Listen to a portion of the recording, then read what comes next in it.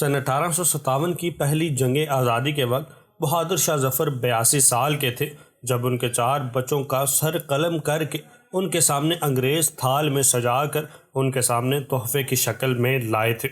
Major Hudson نے ان کے 4 لڑکوں مرزا غلام، مرزا خضر سلطان، مرزا ابو بکر اور مرزا عبداللہ کو بھی قید کر لیا۔ میجر ہڈسن نے 4 صاحبزادوں کا سر کاٹا اور ان کا گرم خون چلو سے پی کر ہندوستان کو آزاد کرنے کی چاہ رکھنے والوں سے انگریزوں نے جنگ اور بغاوت کو جاری رکھنے کا خطرناک وحشیانہ عہد کو جاری رکھا۔ بہادر شاہ ظفر نے اپنے بیٹوں کے کٹے ہوئے سروں کو اپنے ہاتھوں میں لے کر درد بھرے الفاظ میں ان کے لیے دعا کرتے ہوئے کہا، تیمور کی اولاد ایسے ہی سرخرو ہو کر باپ کے سامنے اپنا فرض ادا کرتے ہیں۔ اس کے بعد شہزادوں کے دڑ کوتوالی کے سامنے اور کٹے ہوئے سروں کو خونی دروازوں پر لٹکا دیا گیا۔ بہادر شاہ ظفر نے انگریزوں کی داستان کے لیے سن 1857 کی پہلی ہندوستانی جنگ کی اگوائی کی۔ انگریز فوج نے انہیں دھوکے سے قتل کرنے کے لیے بلوایا اور گرفتار کر کے رنگون بھیج دیا۔ بہادر شاہ ظفر مغل خاندان کے آخری بادشاہ تھے۔ سن 1837 میں تخت پوشی کے وقت انہیں ابو المظفر کے بدلے ابو ظفر محمد سراج الدین بہادر شاہ غازی کا نام ملا تھا۔ ان کی حکومت ڈھنگ عالم سے پالم تک ہی مانا جاتا تھا۔ وہ نام ماں کے دلی کے چیئرمین تھے اور اصل حکومت انگریزوں کے پاس تھی۔ انہوں نے اردو، عربی، فارسی زبان کے ساتھ ساتھ گھڑ سواری، تلوار بازی، تیر اندازی اور بندوق چلانے کی کافی مہارت حاصل کر لی تھی۔ وہ ایک اچھے صوفی درشن کے جانکار فارسی میان سولخن میں ادیب و شاعر تھے۔ وہ سن 1857 تک حکومت کے کام کاج سنبھالتے رہے۔ انگریزوں نے ان پر حکومتی مجرم اور فوجیوں کے قتل کے الزام میں عدالت کے ذریعہ مقدمہ چلایا۔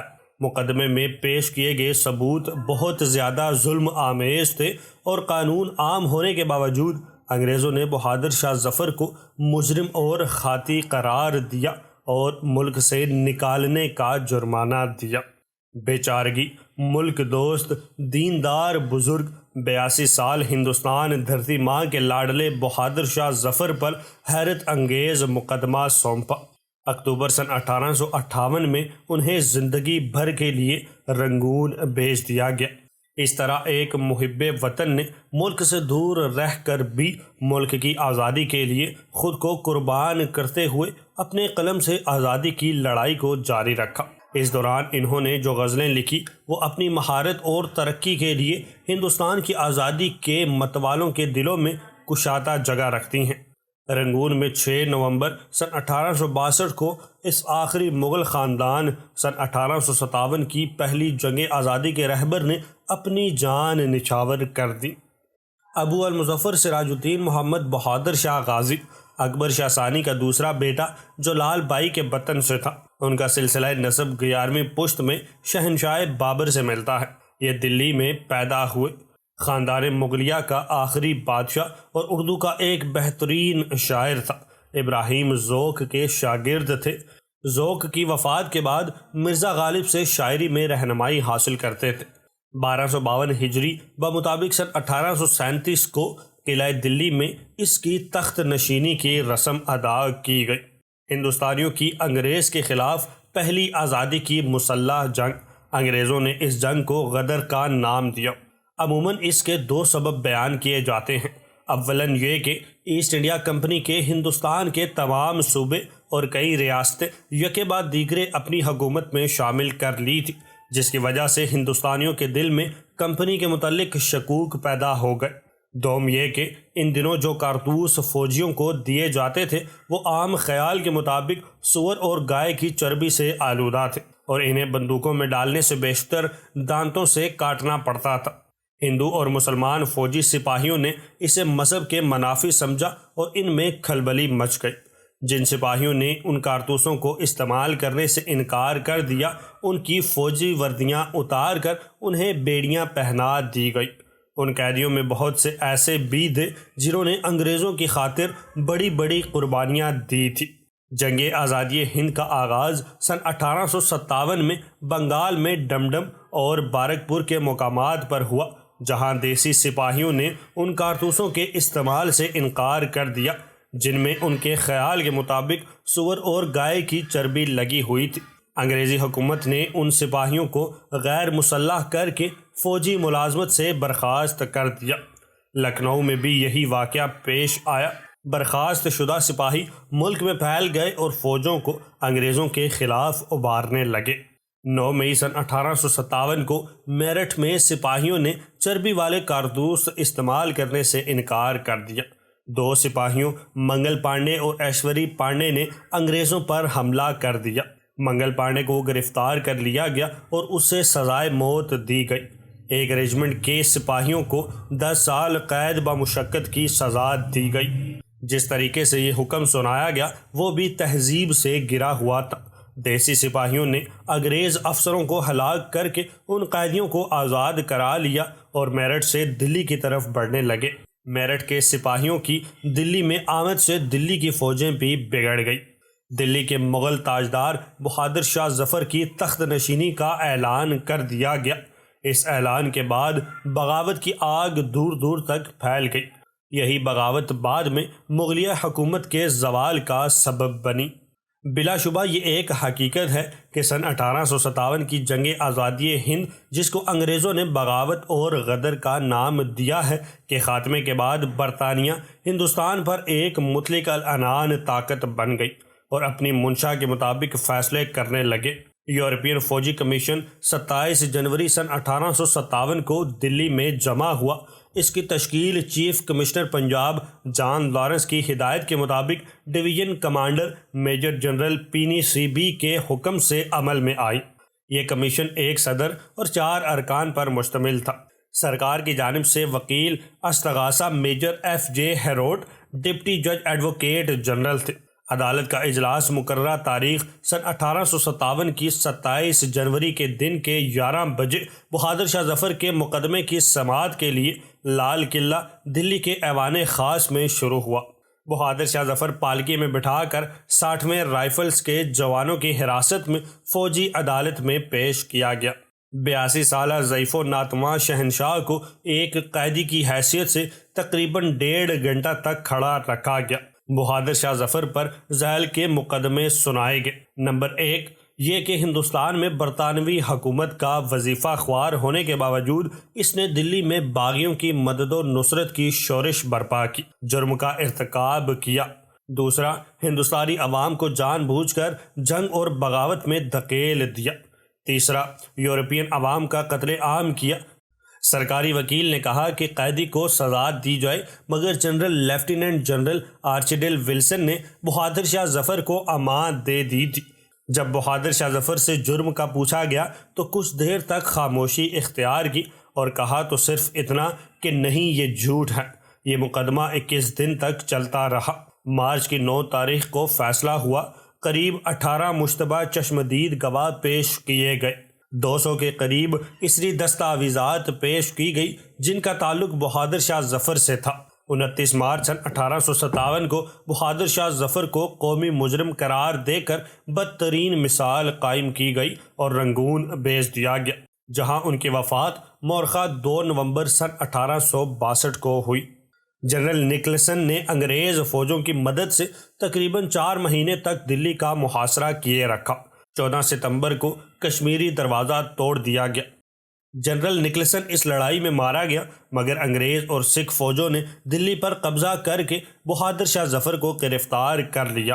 بعد میں ایک خود ساختہ عدالت کے ذریعے بہادر شاہ ظفر کو جنگ و جدل کا ذمہ دار قرار دیا، خود ہی جج، خود ہی مدعی اور خود ہی گواہ۔ بادشاہ کے 2 ملازمین ماکھن چند اور بسنت خواجہ سراغ کو گواہ بنایا گیا۔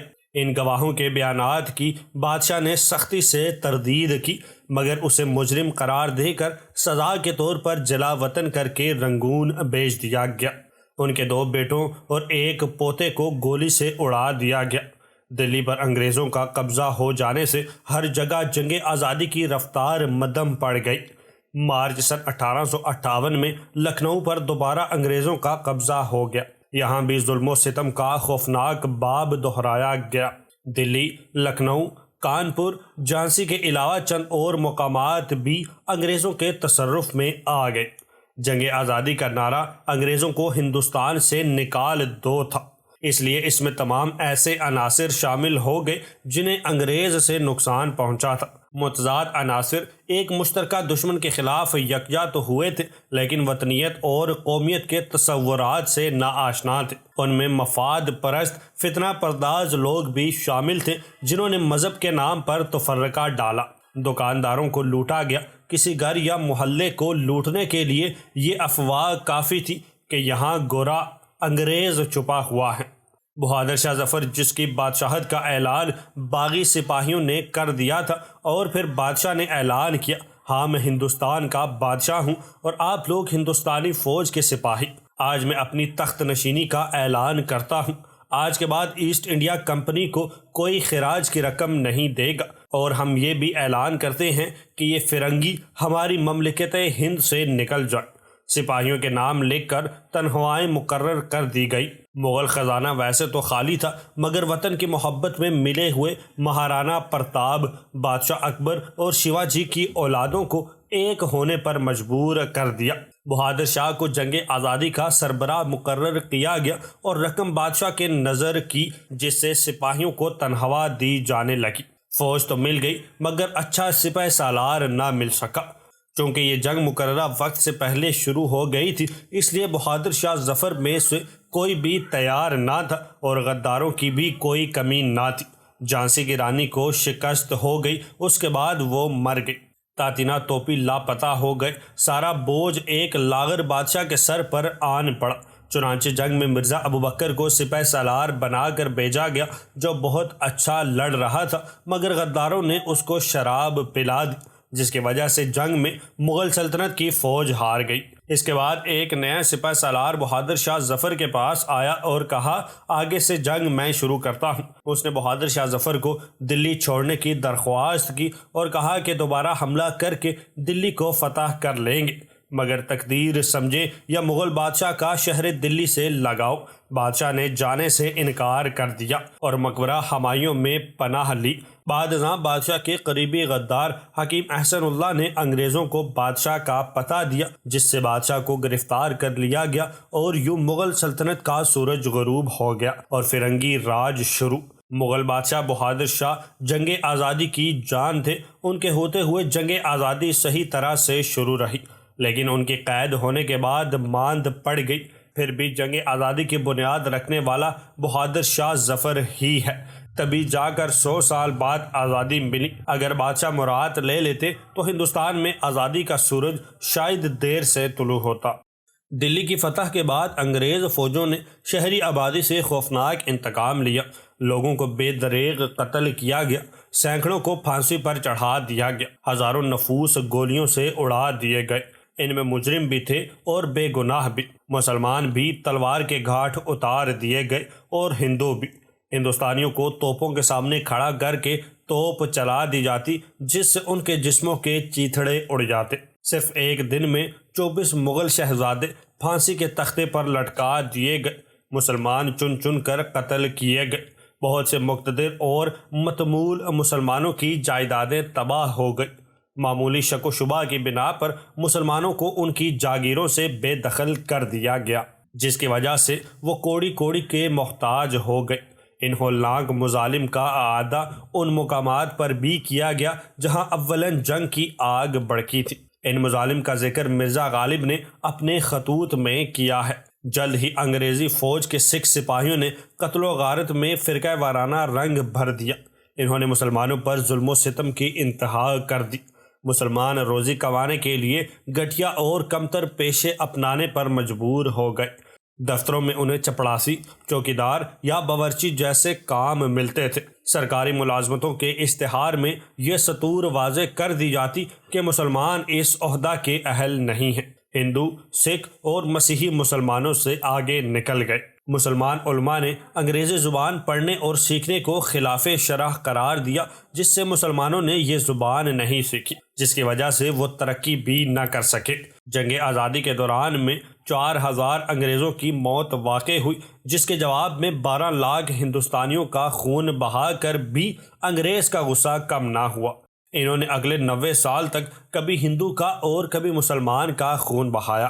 اگست سن 1858 میں برطانوی پارلیمنٹ نے اعلان ملکہ وکٹوریہ کے ذریعے ایسٹ انڈیا کمپنی کا خاتمہ کر کے ہندوستان کو تاج برطانیہ کے سپرد کر دیا۔ اس جنگ کے بعد خصوصاً مسلمان زیر عتاب آئے، جبکہ ہندوؤں نے مکمل طور پر انگریز سے مفاہمت کر لی۔ یوں مسلمانوں پر جدید علم کے دروازے بند کر دیے گئے اور خود مسلمان بھی نئی دنیا سے دور ہوتے چلے گئے۔ ایسے میں سر سید جیسے لوگ سامنے آئے جنہوں نے اس جنگ آزادی کی وجوہات پر روشنی ڈالی اور انگریزوں پر زور دیا کہ ہندوستانیوں میں موجود احساس محرومیوں کو دور کر کے ہی انگریز یہاں حکومت کر سکتا ہے۔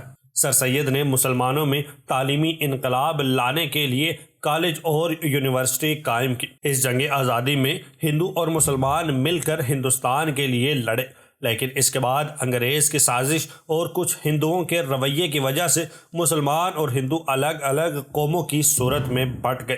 یوں پہلی مرتبہ دو قومی نظریے کی بنیاد پڑی۔ امید کرتا ہوں کہ آپ کو آج کی یہ ویڈیو پسند آئی ہوگی۔ ملتے ہیں اگلی ویڈیو میں، تب تک اپنا بہت سارا خیال رکھیے گا۔ اللہ حافظ۔